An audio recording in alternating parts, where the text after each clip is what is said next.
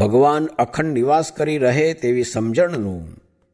સ્વામિનારાયણ હરે સંવત 1876ના પોષ સુધી દ્વાદશીને દિવસ શ્રીજી મહારાજ દિવસ ઉગ્યા પહેલાં શ્રી ગરડા મધ્યે દાદા ખાચરના દરબારમાં પરમહંસની જાયગાને વિશે પધાર્યા હતા ને માથે ધોળો ફેટો બાંધ્યો હતો તથા ધોળો ચોફાડ ઓઢ્યો હતો તથા ખેસ પહેર્યો હતો ને ઓટા ઉપર આથમણું મુખારવિંદ રાખીને વિરાજમાન હતા ને પોતાના મુખારવિંદની આગળ પરમહંસની સભા ભરાઈને બેઠી હતી.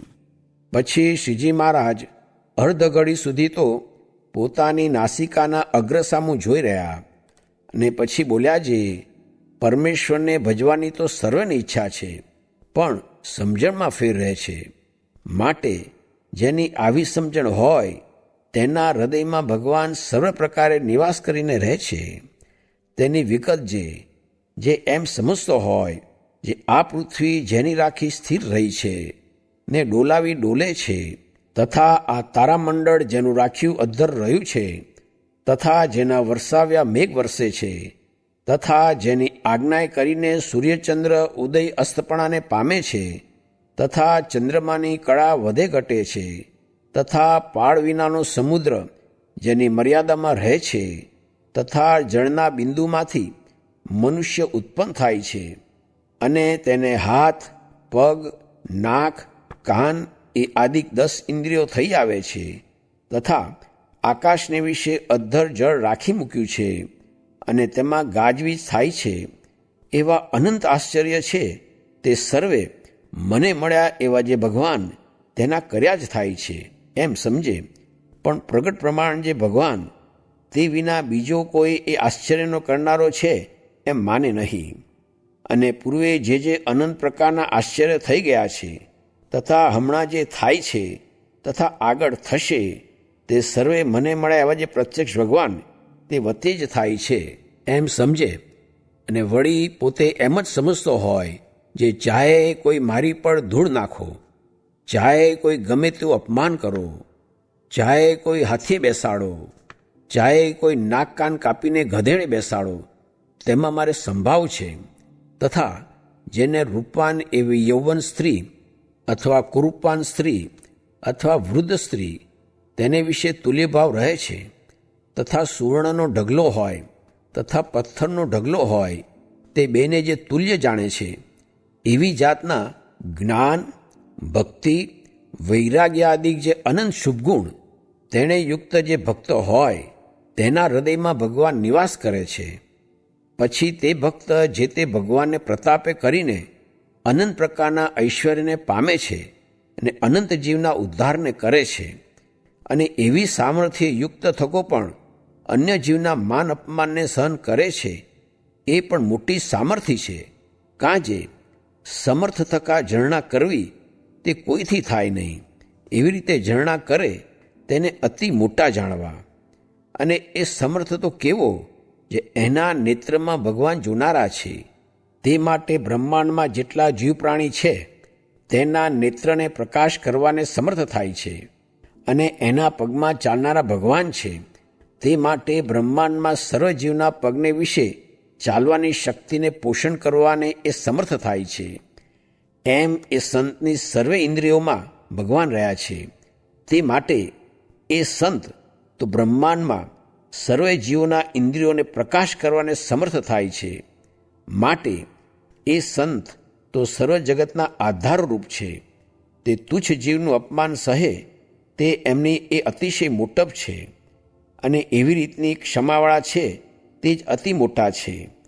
અને જે આંખો કાઢીને પોતાથી ગરીબ હોય તેને બીવરાવે છે ને મનમાં જાણે જે હું મોટો થયો છું પણ એ મોટો નથી, અથવા સિદ્ધાઈ દેખાડીને લોકોને ડરાવે છે, એવા જે જગતમાં જીવ છે તે ભગવાનના ભક્ત નથી. એ તો માયાના જીવ છે અને યમપુરીના અધિકારી છે. અને એવાની જે મોટપ છે તે સંસારના માર્ગમાં છે. જેમ સંસારમાં જેને ઘોડું ચડવા ન હોય તેથી જેને ઘોડું હોય તે મોટો, અને એક ઘોડું જેને હોય તેથી જેને 5 ઘોડા હોય તે મોટો. એમ જેમ જેમ અધિક સંપત્તિ હોય તેમ સંસાર વ્યવહારમાં અતિ મોટો કહેવાય. પણ પરમેશ્વર ભજ્યામાં એ મોટો નથી. અને જેની મતિ એવી હોય, જે આ સ્ત્રી તો અતિશય રૂપવાન છે, અને આ વસ્ત્ર તો અતિશય સારું છે, અને આ મેળી તો ઘણી સારી છે, અને આ તુંબડી તો અતિશય સારી છે, ને આ પાત્ર તો અતિશય સારું છે, એવી રીતના જે ગ્રહસ્થ તથા ભેખધારી તે સર્વે તુચ્છ બુદ્ધિવાળા છે, ત્યારે તમે કહેશો જે એનું કલ્યાણ થશે કે નહીં થાય, તો કલ્યાણ તો પામર જેવો સત્સંગમાં હોય તેનું થાય છે. પણ મોરે કહી એવી જે સંતતા તે એમાં કોઈ દાડે આવતી નથી, તથા પૂર્વે કયા એવા જે સંત તેના જે ગુણ તે પણ એવામાં આવતા નથી, કાં જે એ પાત્ર થયો નથી. એમ વાર્તા કરીને જય સચ્ચિદાનંદ કહીને શ્રીજી મહારાજ દાદા ખાચરના દરબારમાં પોતાને ઉતારે પધાર્યા. ઇતિ વચનામૃતમ. એ રીતે ગરડા પ્રથમ પ્રકરણનું 27મું વચનામૃત જે તે થયું. કોટી જન્મે કસર ટળવાની હોય તે આજ ટળી જાય, ને બ્રહ્મરૂપ કરી મૂકે જો ખરેખરા સાધુ મળે, ને તે કહે તેમ કરે તો. સ્વામિનારાયણ સ્વામીએ વાત કરી છે, ખટવાંગ રાજાનું 2 ઘડીમાં કલ્યાણ કર્યું. તે સાધુ તો બહુ દયાળુ છે, તેને તો ખબર ન પડે, પણ પ્રગટના સંબંધનું બળ લખે છે એમ સમજવું. સ્વામિનારાયણ સ્વામીએ વાત કરી છે, ગામ સાવરથી આવતા રસ્તામાં વાત કરી છે, સમાગમ વિના ખોટ રહે, ને બળ્યો હોય તો એટલે જ રહે, પણ સંગ વિના વૃદ્ધિ પામે નહીં, ને સમાગમ વિના વાસના તો રહે. પણ આપણા સ્વામી છે તેને આપણી ચિંતા છે, તે કોઈક એવા મોટાનો જોગ મેળવી કસર ટળાવશે, ને આ વાતો હમણાં તો જણાતી નથી, પણ આગળ જાતા મોટા ઝાડ થશે.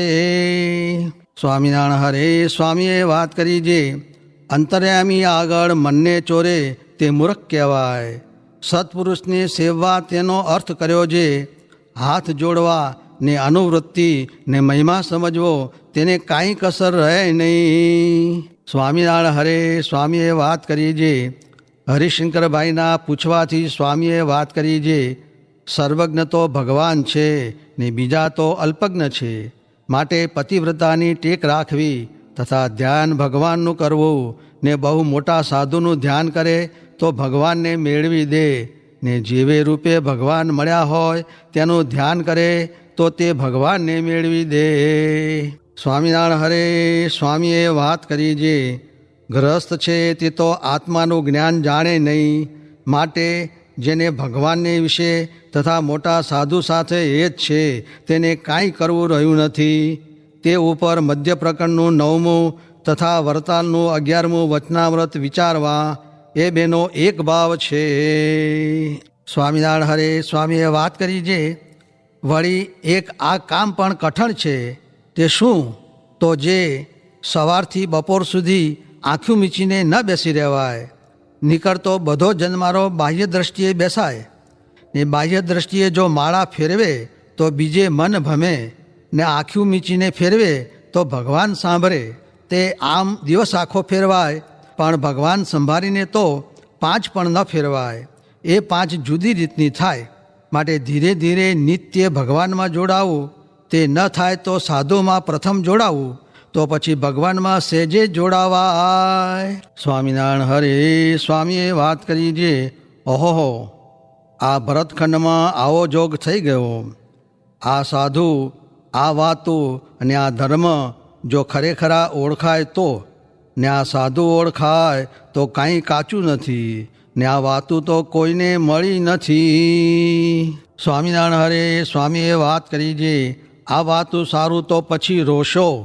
ઓહો, આવા ક્યાંથી મળે? વિષયમાં જોડે એવા તો મળે, પણ તોડે એવા ક્યાંથી મળે? ને હુંમાં સૌને એ જ થાય છે તે શેણે? તો કે હું તો જે જેમ કહે તેમ કરું. આ આમ કહે તો હું કહું હા એમ, આ કહે આમ તો હા એમ. કોઈનું મરડું જ નહીં ત્યારે હેત રહે છે, પણ જીવનું ધાર્યું ફેરવે ને હેત રહે ત્યારે ઠીક. ને બીજું તો મરડું નહીં, પણ હા એક ધર્મની કોરનું મરડું, એમાં તો શુદ્ધ વર્તાવું. એક હરિભક્તનું નામ લઈને કહ્યું છે એ બહુ સારો હતો, પણ 2 કુસંગનો પાસ લાગી ગયો હતો, તે મેં અહીં લાવી રાખીને ભ્રમરૂપ કરીને ધામમાં મોકલી દીધો. સ્વામિનારાયણ હરે સ્વામીએ વાત કરી છે, અમે તો લખ્યું છે કે 12 મહિને 1 મહિનો સાધુનો જોગ કરવો, તે વિના કસર નહીં મટે. ને ભાઈ રૂપિયા તો મળશે, પણ આ વાતો ક્યાં મળશે? તે માટે વાતો સાંભળી લેવી. કોક કહેશે ખર્ચીએ, વારંવાર વાવરીએ તો પણ શું? 1 રાળ ખર્ચે તો 4000 દઈએ, પણ આ જ્ઞાન સાંભળ્યા વિના કસર ન મટે, પણ કોઈ રહે નહીં. અરે ભાઈ, કોઈ રહેતા હો ને તમારે રળ્યામાં ખોટ આવતી હોય તો 1 મહિનો તો ધર્મવરામાંથી કાપી લેજો. અરે જો રહો તો અમે અહીંથી 10 રૂપિયાનો મહિનો દઈએ. હવે ઠીક, કેટલા રહેશો? સુધા તો 400 જણ રહેશો તો પણ રૂપિયા તો ખૂટનારા નથી, પણ જ્ઞાન કેટલું થશે? અરે તમને જણાતું નથી, પણ સોનાની મેળી હોય તો બાળીને આ વાત સાંભળીએ. પછી આ વાતો દુર્લભ છે ને દશાંત તો મહારાજે પણ કહી છે. ન માનો તો અમે કંઈ છૂટીએ છીએ. 1,00,000 રૂપિયા ખર્ચે, તેથી મુને તો આ મંદિરના રોટલા ખાઈને વાતું સાંભળે એ અધિક જણાય છે. આ વાતું ક્યાંથી મળે? જે મરીને પામવા હતા તે તો જીવતે જ સાધુને ભગવાન મળ્યા છે.